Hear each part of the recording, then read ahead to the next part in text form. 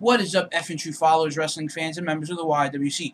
I'm JC Styles here with the F brand of wrestling and entertainment here on YouTube.com with the Monday Night Raw review for June 25th, 2012. Raw was pretty decent tonight. Thought there was a couple points in the night where I thought I was like, really, did this have to be a part of the show? So we're going to get right into it so you guys can start leaving your thoughts and your comments. Before we get into that, please check out the official website of the F brand at FightNationWrestling.com. Also, our various social media accounts that will be listed below in the description box. First, we start off the show with AJ. She appears to be talking to somebody, but lo and behold, she's standing in front of a mirror, working up the courage and practicing her speech for CM Punk and Kane later in the night. We then see Vickie Guerrero come out and say that she will be the Raw General Manager and the Friday Night SmackDown General Manager for this week.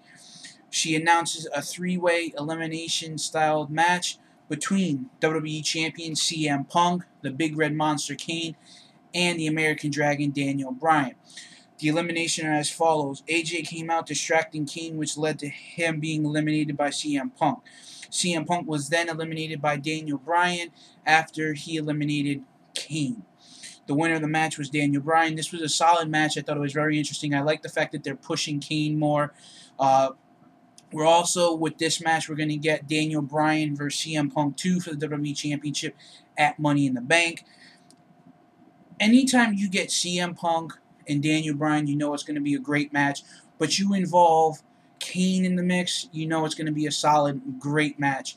And that's what they've been doing. They've been interjecting Kane within these two's personal story vendetta. You know, we all know that Daniel Bryan and CM Punk wrestled together in the indie promotion, so it's interesting to see how they were going to play out with this storyline, and so far they are doing a phenomenal job. I hope we see a title change at Money in the Bank. We see Daniel Bryan maybe drop the title. CM Punk drop the title to Daniel Bryan and maybe set up for a returning Wade Barrett feud between Daniel Bryan and Wade Barrett. Or we might possibly see Wade Barrett feud for the World Heavyweight title. Who knows? We then see a backstage segment with Vickie Guerrero. Del Rio comes in, talks about the Money in the Bank, talks about the world being #1 contender, and then Dolph Ziggler interferes.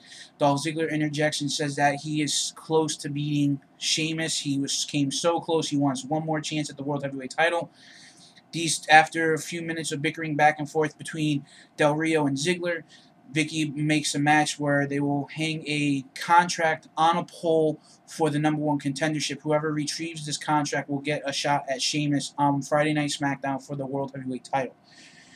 We then go into Brodus Clay versus the Big Show. Big Show picks up the win. No real big thing there. We see Brodus Clay sporting a knee injury and really selling it. I don't know if it's actually a legit injury or if it's a storyline, if it's a work, but hopefully if it is not a work, hopefully we'll see Brodus Clay come back to a speedy recovery, and we wish the best for him. We then keep hearing this announcement that John Cena is going to make this big blockbuster announcement. We then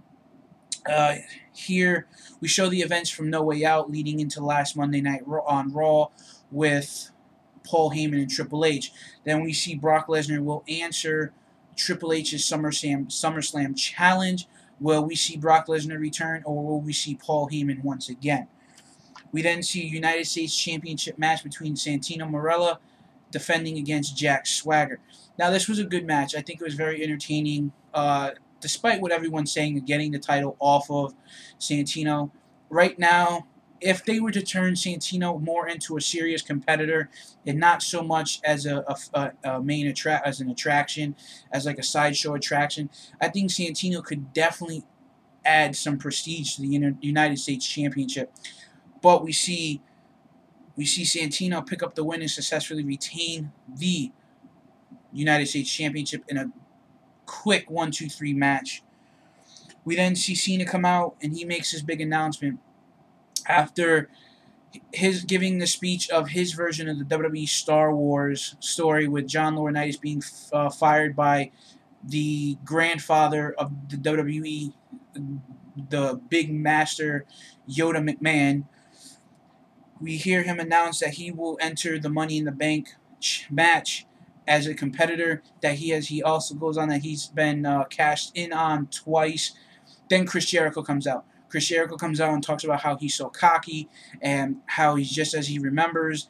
And I don't know if it was me, but Chris Jericho looked to be age a lot. I mean, it looked like he's been gone for, I believe, a little over 30 days, maybe less. And it looks like he's been gone for 10 years. I don't know. Maybe if that was just me. If you guys noticed that, please leave your comments below. Then we see Vicky Guerrero come out, and she talks about the WWE Championship Money in the Bank contract match. That this will be a unique match that only former WWE champions will be eligible for the Raw Money in the Bank match.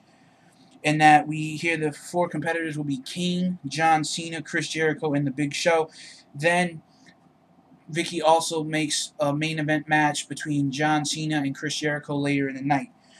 We then go right before commercial. They announce that the ongoing bringing back former Raw main eventers. We come back from commercial. Heath Slater can't get a break. 2 weeks ago it was the Big Van Vader. Last week Cyndi Lauper and Roddy Piper made a joke out of him. This week, tonight, we saw the return of the ruler and the master of the universe, Sycho Sid.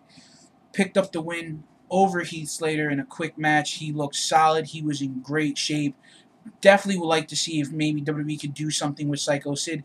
I know Sid went on to a lot of interviews and a lot of indie promotion shows saying that he would love to be a part of the mainstream wrestling, the big mainstream wrestling promotions once again. Maybe see him get signed to a Legends deal by the WWE, or maybe go over to TNA. Who really knows at this point in time. We then see a 10 Diva Battle Royal announced for later in the night. We then see Alberto Del Rio versus Dolph Ziggler for the #1 contendership for the World Heavyweight title for this Friday night on SmackDown. After the two just completely try to one-up each other in a flurry to get the contract, after the contract was already pulled off of the pole, Sheamus comes out and basically says that this match is being thrown out, that on Friday night on SmackDown we will see a triple threat World Heavyweight title match. Sheamus to defend against Alberto Del Rio and Dolph Ziggler. Then we go to the 10 Diva Summer Battle Royal.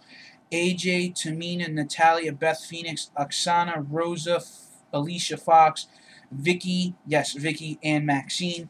AJ picks up the win. We then move into the main event, Y2J versus John Cena, which was a solid match. It was definitely interesting. Jericho has been away for a month doing his tour with Fozzy. Did not lose any ring rust whatsoever. The match ended in a disqualification in John Cena's favor when the Big Show came out and leg dropped John Cena while he was in the walls of Jericho. Post-match, we see Big Show put in the Colossal Clutch, which is his version of the Camel Clutch, to end the show. So guys, here is your part of the video where you leave your input. Thanks for tuning in. Please stay tuned for more videos, news, and content coming up later in the week. Thanks for tuning in. Have a safe morning commute, and we'll see you later.